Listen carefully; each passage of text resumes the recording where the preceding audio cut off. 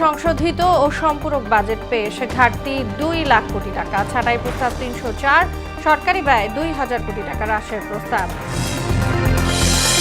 মানবিক ও দায়িত্বশীল দেশ গঠনে গণমাধ্যমের সহযোগিতা চাইলেন প্রধানমন্ত্রী, বস্তুনিষ্ঠ ও গণমুখী সাংবাদিকতায় গুরুত্ব আরোপ। সীমান্তে পশ্চিমে 11 দলের বিক্ষোভ, উপদেষ্টার দিল্লি প্রবেশে বাধা লজ্জার, বলছে জামায়াত। তথ্য সংগ্রহের পর ব্যবস্থা, জানালেন পররাষ্ট্রমন্ত্রী। এবং বিশ্বকাপ ফুটবলে রাতে হট ফেভারিট স্পেনের বিপক্ষে কেপ ভার্দের অভিষেক, অন্য ম্যাচে বেলজিয়ামের প্রতিপক্ষ মিশর।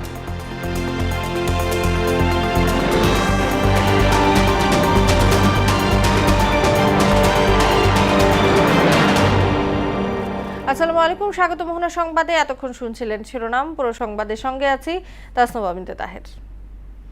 জাতীয় সংসদে 2025-26 অর্থবছরে সংশোধিত ও সম্পূরক বাজেট পেশ করা হয়েছে।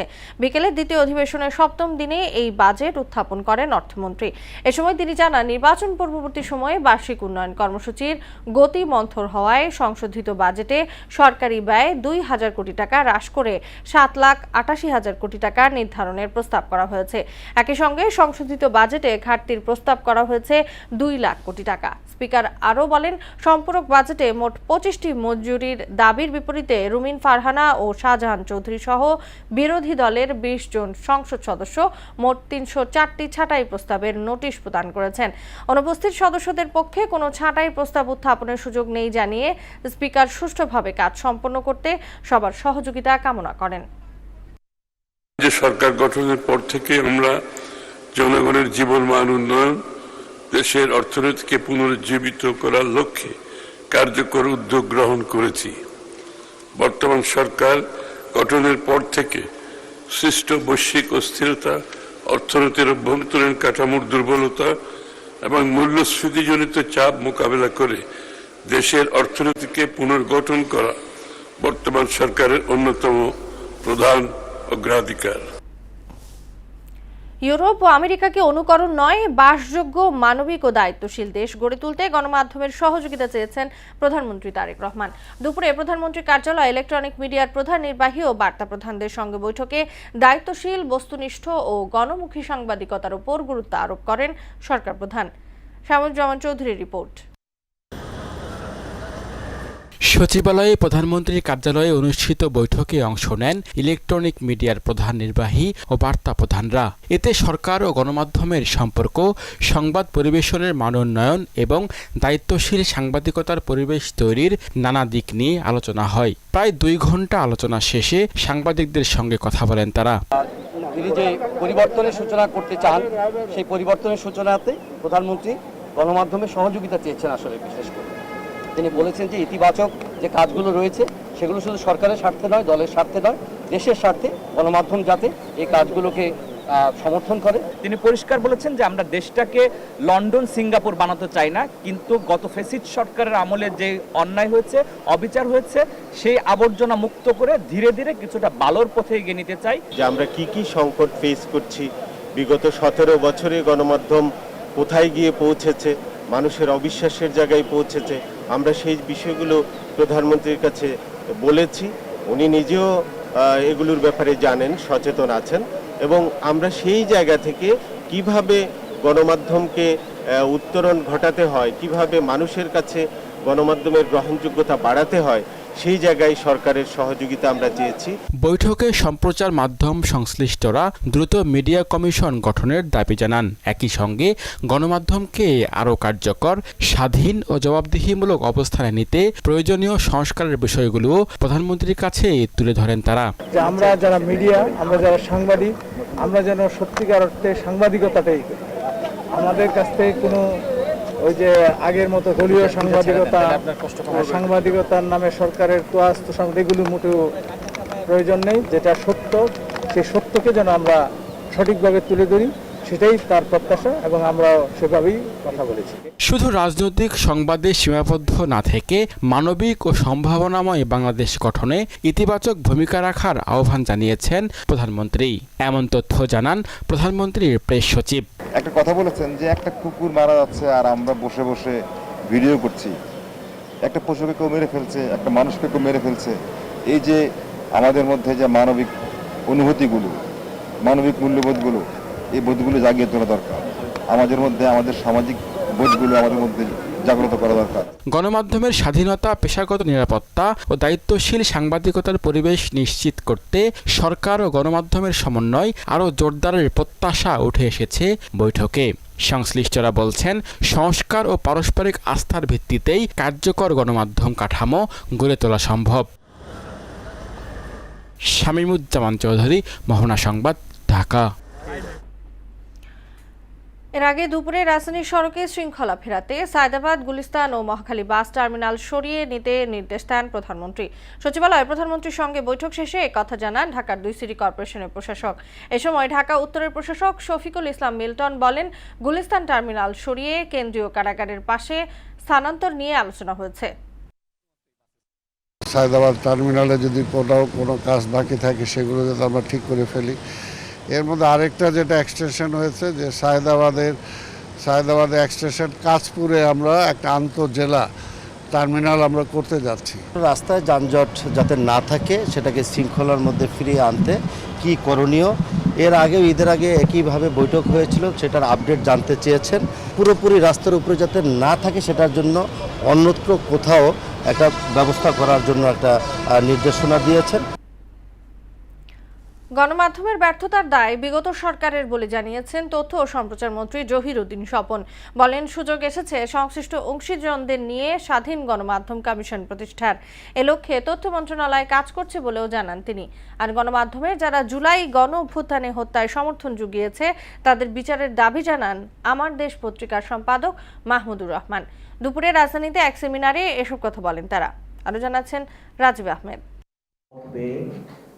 রাজনৈতিক আন্দোলনের রাজধানীর সার্কিট হাউস রোডে চলচ্চিত্র ও প্রকাশনা অধিদপ্তর ডিএফপি সম্মেলন কক্ষে ফ্যাসিবাদ মোকাবেলায় মিডিয়ার ব্যর্থতা শীর্ষক সেমিনারের আয়োজন করে ন্যাশনাল এডিটর্স কাউন্সিল।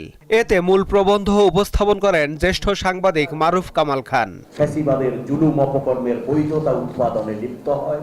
সেমিনারে বাকশালী শাসনামলে সংবাদপত্র বন্ধ ও আওয়ামী সরকারের সময় গণমাধ্যমের উপর নির্যাতনের চিত্র তুলে ধরেন ন্যাশনাল এডিটর্স কাউন্সিলের নেতৃবৃন্দ। যে ভুক্তভোগী সে সম্পর্কে আমরা কম বেশি সবাই জানি। মুজিবের আমলে শহীদের কালো দিবস হয়, হাসিনার 17 বছর হলো নিখোঁজ কালো দিবস বলে। এ সময় অন্তর্বর্তী সরকারের সাবেক প্রেস সচিব শফিকুল আলম বলেন, বস্তুনিষ্ঠ সাংবাদিকতার পরিবেশ সৃষ্টিতে বর্তমান সরকার সচেষ্ট। বিএনপি গভর্নমেন্ট তারা চাচ্ছেন বাংলাদেশে ইথিক্যাল জার্নালিজমের পরিবেশটা ফিরে আসুক এবং সেই প্রয়াসে ওনারা কথা বলছেন। গণমাধ্যমের যারা জুলাই গণ অভ্যুত্থানে হত্যাকাণ্ডে সমর্থন জুগিয়েছে তাদের ফৌজদারি আইনে বিচারের দাবি জানান আমার দেশ পত্রিকার সম্পাদক মাহমুদুর রহমান। যারা হত্যাকাণ্ডকে জায়েজ করেছেন, জুলাই বিপ্লবের আমাদের ছেলে মেয়েদের হত্যাকে যারা গণহত্যাকে যারা জায়েজ করেছেন, তাদেরকে ঐক্যের মধ্যে নেয়ার কিন্তু কোনো সুযোগ নাই, তাদের কিন্তু বিচার হতে হবে।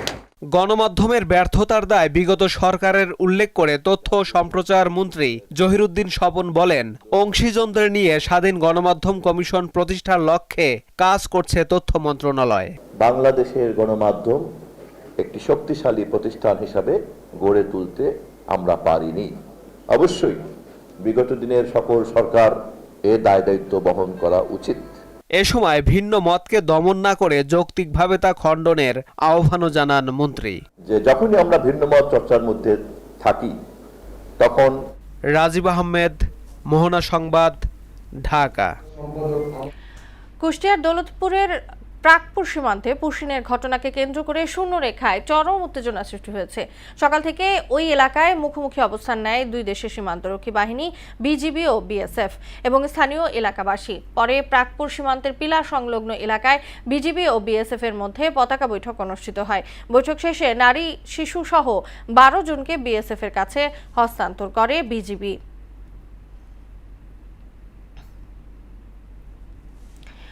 বাংলাদেশ ভারত সীমান্তে পশ্চিম সীমান্ত হত্যা ও নির্যাতন অবিলম্বে বন্ধের দাবিতে প্রতিবাদ সমাবেশ ও বিক্ষোভ মিছিল করেছে 11 দলীয় ঐক্যজোট। পরে রাজধানীর শাহবাগ মোড়ে বিক্ষোভ সমাবেশ করে তারা। এ সময় বাংলাদেশ জামায়াতে ইসলামী সেক্রেটারি জেনারেল মিয়া গোলাম পরোয়ার বলেন, বাংলাদেশের সীমান্তবর্তী 32 জেলার জনগণ পশ্চিম রুখে দিতে বিজেপিকে সহযোগিতায় প্রস্তুত আছে। তিনি বলেন, এদেশের জনগণ কারো কোনো আধিপত্যবাদী আগ্রাসনের কাছে মাথা নত করেনি, করবে না। এ সময় দিল্লিতে প্রধানমন্ত্রী উপদেষ্টা প্রবেশ করতে না পারার সমালোচনাও করেন তিনি। সীমান্তবর্তী প্রায় 32টি জেলার বীর জনগণ এই পুশিনকে তারা প্রতিরোধ করতে শুরু করেছেন। আপনাদের মনে রাখতে হবে, রৌমারী সীমান্তে, সেই বড়াইবাড়ি সীমান্তে বিডিআর এর সাথে বিএসএফ এর নির্লজ্জ পরাজয়ের ইতিহাস আপনাদেরকে স্মরণ করতে হবে। একজন প্রধানমন্ত্রীর উপদেষ্টা দিল্লিতে প্রবেশ করতে পারলেন না, অপমানিত হয়ে ফিরে আসলেন, জাতির কাছে ব্যাখ্যা দিতে পারেন নাই। দিল্লির বিমানবন্দরে প্রধানমন্ত্রী তথ্য ও সম্প্রচার বিষয়ক উপদেষ্টা জাহিদুর রহমানকে ভারতে প্রবেশ করতে না দেওয়ার ঘটনাকে অসন্তোষজনক বলে মন্তব্য করেছেন পররাষ্ট্রমন্ত্রী ডক্টর খলিলুর রহমান। দুপুরে মন্ত্রণালয়ে সাংবাদিকদের প্রশ্নের জবাবে তিনি এ মন্তব্য করেন। আর পররাষ্ট্র প্রতিমন্ত্রী শামা ওবায়দ বলেন, ঘটনার পূর্ণাঙ্গ তথ্য জানার পর প্রয়োজনীয় ব্যবস্থা গ্রহণ করা হবে। গতকাল ভারতে এক অনুষ্ঠানে যোগ দিতে দিল্লি যান জাহিদুর রহমান। সেখানে বিমানবন্দর কর্তৃপক্ষের বাধার মুখে পড়েন তিনি। এটা একটা অনাকাঙ্ক্ষিত ঘটনা, আপনি যেটা বললেন দুঃখজনক বটে। এই বিষয়ে পররাষ্ট্র মন্ত্রণালয় যথোপযুক্ত ব্যবস্থা নিচ্ছে। আমাদের মন্ত্রণালয় এটা খোঁজ খবর নিচ্ছে, ইন্ডিয়ার সাথে কথা বলছে। আমরা পুরো ঘটনাটা জেনে অবশ্যই যদি কোনো অ্যাকশন নেওয়ার থাকে আমরা সেই পদক্ষেপ আমরা নিব। ফ্যামিলি কার্ডের জন্য বাজেটে 14,000 কোটি টাকারও বেশি বরাদ্দ দিয়েছে সরকার। 4 কোটি 10 লাখ পরিবার এই সুবিধার আওতায় আসবে বলে জানিয়েছেন অর্থমন্ত্রী আমির খসরু মাহমুদ চৌধুরী। কার্যক্রমে রাজনৈতিক প্রভাব থাকবে না বলে সাফ জানিয়েছেন সমাজ কল্যাণ মন্ত্রী ডাক্তার AZM জাহিদ হোসেন। সকালে সচিবালয়ে অর্থ মন্ত্রণালয় বৈঠকে ফ্যামিলি কার্ড বাস্তবায়ন নীতিমালার খসড়া চূড়ান্ত করার পরে এসব কথা বলেন তারা। মুফিউর রহমানের রিপোর্ট। হতদরিদ্র মানুষের সংখ্যা কমিয়ে আনতে চূড়ান্ত করা হয়েছে ফ্যামিলি কার্ড বাস্তবায়ন নীতিমালা 2026-এর খসড়া। নতুন অর্থ বছরে সামাজিক এই নিরাপত্তা কর্মসূচির জন্য বরাদ্দ রাখা হয়েছে 14,000 কোটি টাকারও বেশি। এই কর্মযজ্ঞে স্বচ্ছতা নিশ্চিত করতে নেওয়া হয়েছে ব্যতিক্রমী উদ্যোগ। এবার কার্ড বিতরণ স্থানীয় বা কেন্দ্রীয় কোনো রাজনৈতিক ব্যক্তি জড়িত থাকতে পারবেন না। পুরো কার্যক্রম মাঠে দেখভাল ও বাস্তবায়ন করবে সরকারি কর্মকর্তারা। টাকা ডাইরেক্টলি ওই গিন্নির বাড়িতে, গিন্নির অ্যাকাউন্টে যাবে। আমরা কিন্তু এখানে কোনো দলীয় লোকজনকে ইনভলভ করছি না। 100% সরকারি কর্মকর্তারা, যেটা অলরেডি সাকসেসফুলি পাইলট প্রজেক্ট করেছে যারা, তাদেরকে করা হচ্ছে। এবং সাথে স্থানীয়ভাবে আমাদের শিক্ষিত ছেলেমেয়েরা যারা আছে তাদেরকেও ইনভলভ করতে হবে, কারণ তারা সমাজের একটা গুরুত্বপূর্ণ অংশ। প্রান্তিক মহিলাদের স্বাবলম্বী করতে এই কার্ডের টাকা সরাসরি চলে যাবে নারী সদস্য তথা স্ত্রীর অ্যাকাউন্টে। এই লেনদেন নিরাপদ ও ডিজিটাল করতে ব্যবহার করা হবে সোনালী ব্যাংকের টাকা পে অ্যাপ। এই উদ্যোগে প্রায় 4 কোটি 10 লাখ পরিবার সরাসরি উপকৃত হবে। কার্ড আমরা 4 কোটি 10 লক্ষ পরিবারকে দিব, অথবা যে সংখ্যাটাই আসে, কিন্তু সুবিধা হয়তো পাবে হচ্ছে up to the lower middle class পর্যন্ত, অর্থাৎ 814 নিচে যারা থাকবে তারা পাবে। তবে সুবিধা দেওয়ার পর কেবল বসে থাকবে না প্রশাসন। 6 মাস পর পুরো প্রক্রিয়া নিবিড়ভাবে পর্যালোচনা করা হবে বলে জানিয়েছেন মন্ত্রীরা। Every 6 months it will be reviewed. Mofiur Rahman, Mohona সংবাদ, ঢাকা। দুবাইয়ে গ্রেপ্তার সাবেক আইজিপি বেনজির শুধু শাপলা চত্বরের মাস্টারমাইন্ড নয়, তার বিরুদ্ধে ট্রাইব্যুনালে 10টির মতো মামলায় তদন্ত চলছে, যার প্রত্যেকটার সঙ্গে তার যোগসূত্র রয়েছে বলে জানিয়েছেন চিফ প্রসিকিউটর মোহাম্মদ আমিনুল ইসলাম। বলেন, বেনজিরকে দেশে ফিরিয়ে বিচারের মুখোমুখি করা হবে। এদিকে জুলাই আন্দোলনে রামপুরায় 2 জনকে হত্যা সহ 1 জনকে গুলির ঘটনায় মানবতা বিরোধী অপরাধ মামলার রায় হবে 28 জুন। তাকে যদি বাংলাদেশে আনা হয়, আমাদের এই ট্রাইব্যুনালেও তাকে আনা হবে। তার বিচারের ব্যাপারে আমাদের ট্রাইব্যুনাল সর্বোচ্চ কঠোর হস্তে এই বিচারটি সম্পন্ন করা হবে। রামপুরার যেটা কার্নিশে ঝুলে থাকা আমির হোসেন ঝুলে থাকার যে মামলায় আগামী 28 জুন 2026 তারিখে 1 নম্বর ট্রাইব্যুনাল থেকে রায় হবে। হাম ও এর উপসর্গে গেল 24 ঘন্টায় আরও 4 শিশুর মৃত্যু হয়েছে। এই সময় নতুন করে 1036 জনের শরীরে হাম ও এর উপসর্গ পাওয়া গেছে। এ নিয়ে গেল 15 মার্চ থেকে এখন পর্যন্ত এই রোগে 563 শিশুর মৃত্যু হয়েছে, আর নিশ্চিত হামে মারা গেছে 93 জন। ফলে মোট মৃত্যুর সংখ্যা দাঁড়িয়েছে 656 জনে।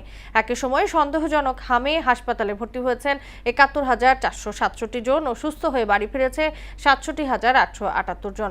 স্বাস্থ্য অধিদপ্তরের নিয়মিত প্রতিবেদনে এ তথ্য জানানো হয়। বর্তমান সরকার যথাসময়ে হামের টিকা দেয়ায় মৃত্যু হার কমে এসেছে বলে জানিয়েছেন স্বাস্থ্যমন্ত্রী সরদার মোহাম্মদ সাখাওয়াত হোসেন।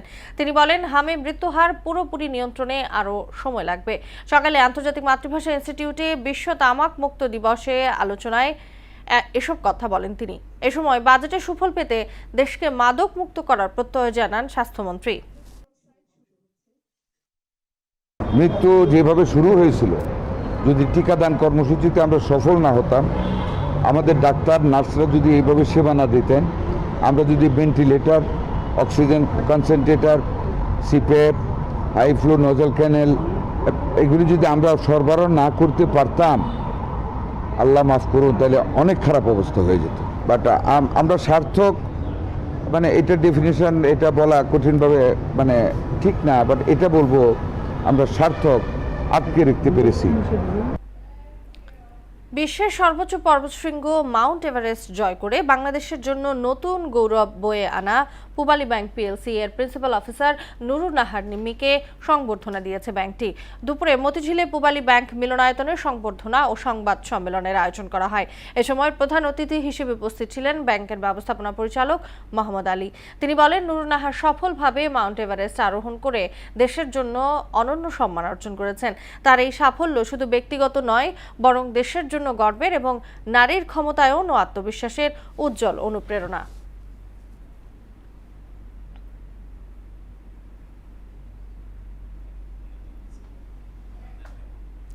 আন্তর্জাতিক প্রসঙ্গ।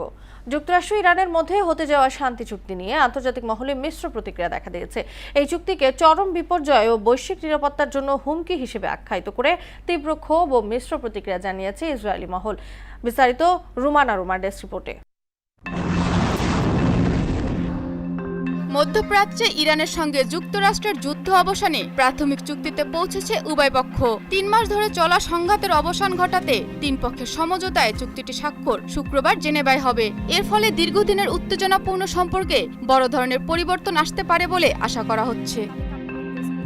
এ চুক্তিকে বিশাল জয় বলে মন্তব্য করেছেন মার্কিন vice president JD Vance. Fox নিউজকে দেওয়া এক সাক্ষাৎকারে তিনি বলেন, এ চুক্তি যুদ্ধের অবসান ঘটাবে। ইসরায়েলের দৈনিক হারেতস পত্রিকার প্রখ্যাত লেখক ও কলামিস্ট গিডন লেভি বলেছেন, যুক্তরাষ্ট্র, ইসরায়েল ও ইরানের পরিস্থিতি অত্যন্ত ঝুঁকিপূর্ণ অবস্থায় রয়েছে। এ ভূরাজনৈতিক খেলায় ইসরায়েলেরই পরাজয় ঘটেছে বলেও মন্তব্য করেন তিনি। যুক্তরাষ্ট্র ও ইরানের সদ্য সম্পাদিত সমঝোতা স্মারকের তীব্র সমালোচনা করে ইসরায়েলের অর্থমন্ত্রী বেজেলাল স্মোট্রিচ দাবি করেন, এই চুক্তি পুরো বিশ্বের জন্য ক্ষতিকর। জাতিসংঘের মহাসচিব অ্যান্তনিও গুতেরেসের মুখপাত্র বলেছেন, যুক্তরাষ্ট্র ও ইরানের শান্তি চুক্তিতে সম্মত হওয়ার ঘোষণাকে স্বাগত জানিয়েছেন জাতিসংঘের মহাসচিব।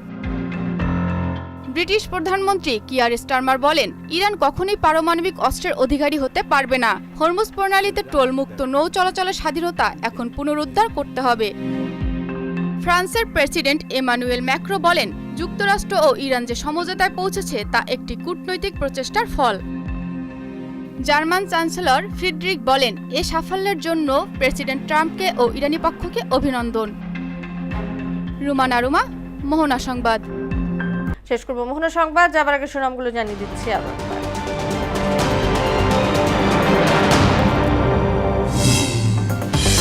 সংসদে সংশোধিত ও সম্পূরক বাজেট পেশ, ঘাটতি 2 লাখ কোটি টাকা, ছাঁটাই প্রস্তাব 304, সরকারি ব্যয় 2000 কোটি টাকা হ্রাসের প্রস্তাব। মানবিক ও দায়িত্বশীল দেশ গঠনে গণমাধ্যমের সহযোগিতা চাইলেন প্রধানমন্ত্রী, বস্তুনিষ্ঠ ও গণমুখী সাংবাদিকতায় গুরুত্ব আরোপ। সীমান্তে পুশিনে 11 দলের বিক্ষোভ, উপদেষ্টার দিল্লি প্রবেশে বাধা লজ্জার, বলছে জামায়াত। তথ্য সংগ্রহের পর ব্যবস্থা জানালেন পররাষ্ট্রমন্ত্রী। এবং বিশ্বকাপ ফুটবলে রাতে হট ফেভারিট স্পেনের বিপক্ষে কেপ ভার্দের অভিষেক, অন্য ম্যাচে বেলজিয়ামের প্রতিপক্ষ মিশর।